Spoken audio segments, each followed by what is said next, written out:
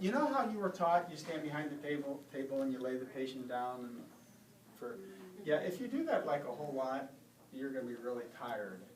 I find it's better just to tell the patient where you want them on the table and to lie down, right? And it's a lot easier on me. And if you have patients come into your office that have a lot of back pain, they don't like anybody to move them. Anybody in here ever have back pain? And somebody moves you? That's not good, is it? And so patients generally like to get position on their own. So if they walk themselves down with their hands and then sort of sweep their legs up onto the table, it's a little easier. And that's a good way for them to get up anyway, you know, from a laying down position at home. Right? Yeah. Then you have you just work your way down, put your head on that piece of paper there, and let your feet hang down this way. Cool. Now we're going to straighten out this bottom leg, just the bottom one. Now, does everybody see where her foot is? We don't want her foot on the table. And by the way, that's what this cloth is for. This is to protect the table from the patient's feet.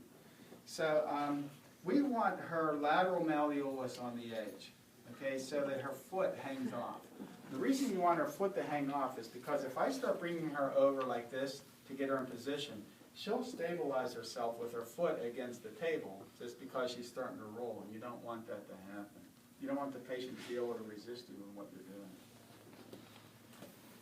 Is that the first part of that? So I'm going to have Stephanie move down a little bit towards her feet. What's that? Yeah, it's your attendance, so she's out. Oh, yeah. Well, I'm going to remember that. No. Just kidding.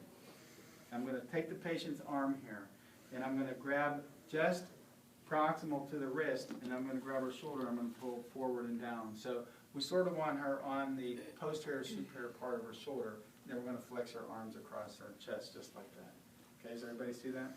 And you want to try to line up the tragus, the greater trochanter, and the medial malleolus. How do we do?